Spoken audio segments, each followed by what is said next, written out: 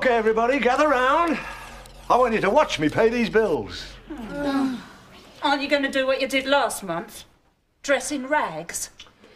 That was to prove a point. A point that obviously wasn't taken too seriously. Do you know the Butler family is still spending money like there's no tomorrow? But sadly, there is a tomorrow. Oh, yeah. A tomorrow just like today. Same house, same wife, same kids, same job. And listen, if we're going to enjoy our empty, meaningless existence, then we've got to be more careful with money. We are careful with money, Ted. I'm talking about unnecessary expenditure. Look, I'll show you what I mean.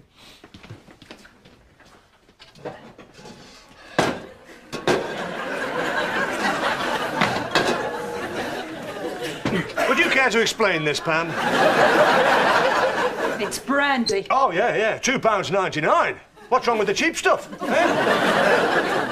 Now, listen, the Butler household is going to have to learn to cut back and economise.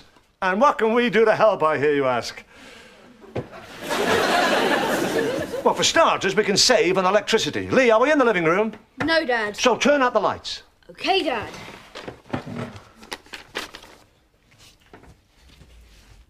Dad. What? I'm in the living room now. You're also on thin ice. Turn out the lights. Listen, like it or not, this family's going to learn to save. Now, where the hell are the rest of the bills? On the coffee table, under your new £50 glow-in-the-dark fishing tackle box. OK. Come on. Gather round. Will somebody please turn the lights on in here? I can't see a thing. OK, Dad. Nicky, are we in the kitchen? No, Dad. Then what do we do?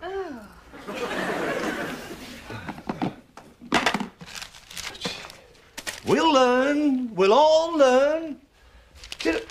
You can make big savings when things aren't being used. So why aren't you a millionaire? Because I work in a crummy shoe shop, squeezing stilettos onto women who really need a blacksmith. Yeah. And what do I get at the end of it? Nothing. You see, everybody else gets a tax rebate. Not me. No, I earn nothing. I save nothing. I've got nothing. You've got us, Daddy. I rest my case. Lee, where else aren't we? In the good bit of Watford. Go upstairs and turn out the lights. Oh, God. And Nicky. Let me guess. You want me to go outside and beg for scraps? I want you to cut down on your entertainment expenditure. Records, films, bleach. Fine. But I'm warning you, I'll steal bleach before I give up my blondness. That's my girl. Now, why can't you be a bit more like Nicky? I save, Ted. I'm economical. I'll prove it to you. Look, I bought this bottle of washing up liquid in June 1993, and it still hasn't been opened. Look at this. When most housewives buy vegetables, they use them up and have to replace them within days. But I've made this cucumber last for 5 weeks. So stop accusing me of wasting money and answer the door, Ted.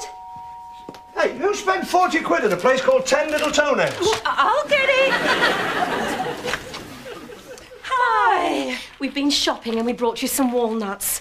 Have you got a nutcracker? You're looking at her. I've got one somewhere. Is that what you earn?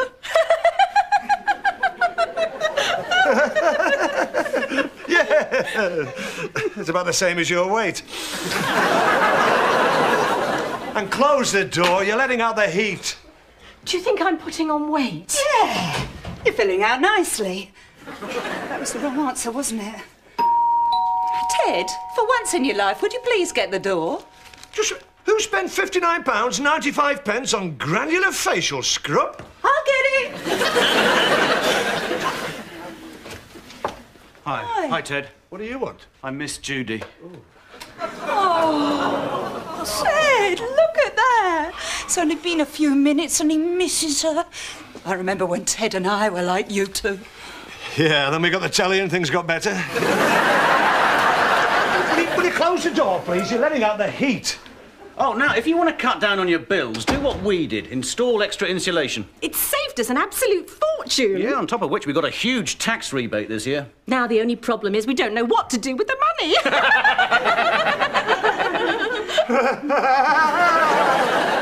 Well, why don't you have a couple of kids? They'll suck it up like a Hoover.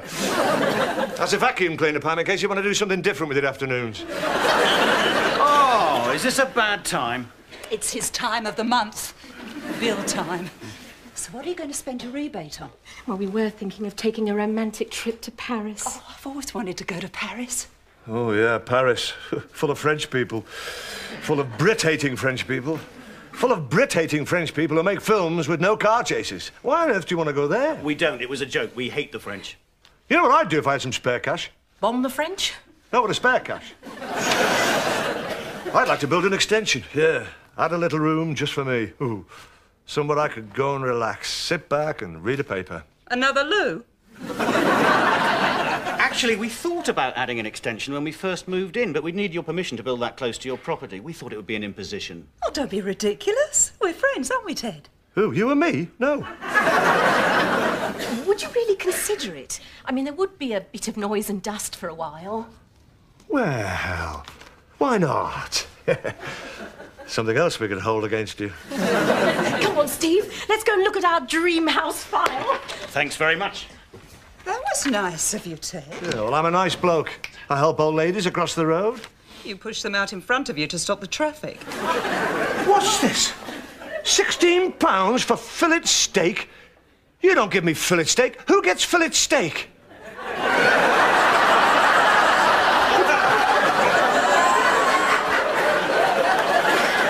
Why does Clive get fillet steak and I only get sardines? Why doesn't he get sardines? Because sardines make his breath smell.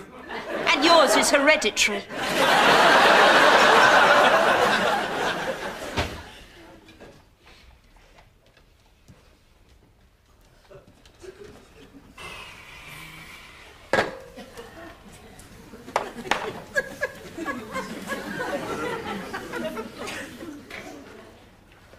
Dad, I just wanted you to know that I've listened to you.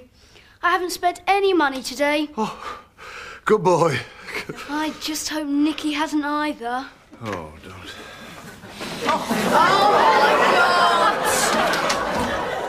Nicky, what's in the bag? I bought some jeans. Oh. Well, I had to get something. I didn't want to arouse suspicion when I was shoplifting. Oh. That's my girl. Bad luck, maggot.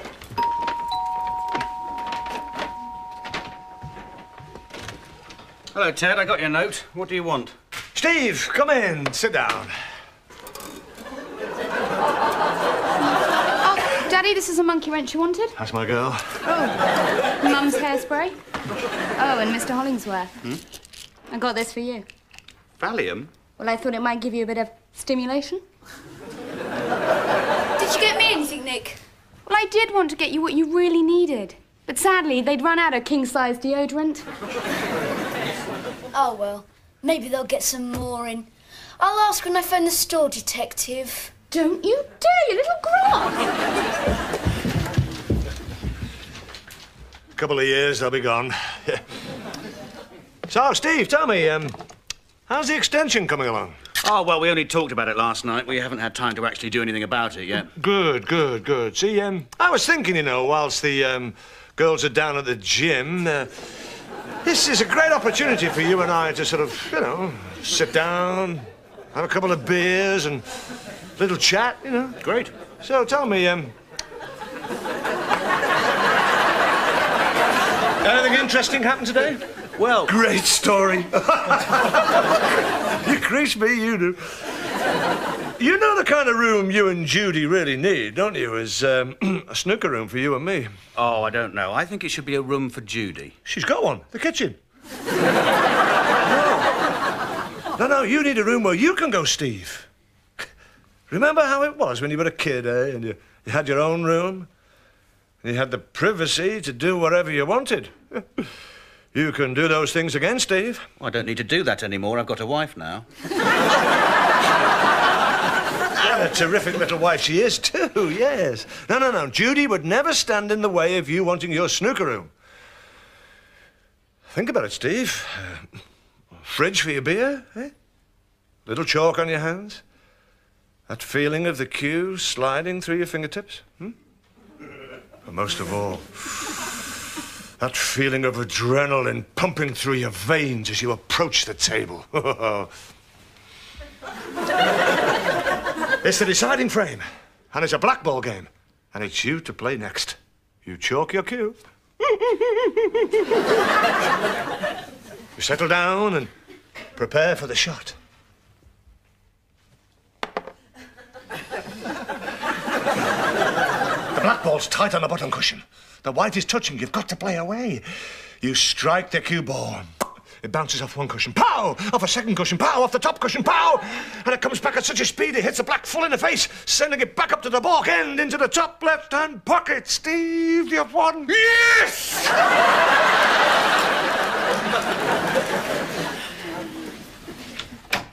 That instructor is gorgeous. Great workout. Do you want a piece of cake? Great. It really does give you an appetite, doesn't it? Oh, the boys are at your house talking about your new room. So, what kind of room is it going to be?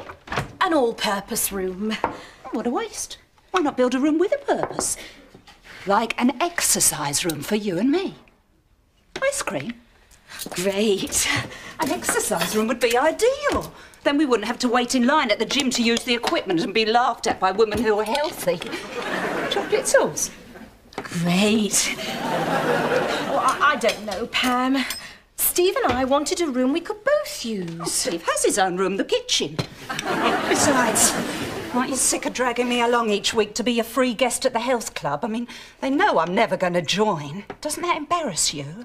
Well, not as much as you're stealing the towels. That sign said, guest towels, please take one. Look, Jude, if you build an exercise room, not only will you look better, but you'll live longer. And isn't that the best possible present you could give Steve? Whipped cream? What the hell? I'm going to have an exercise room, right? Right.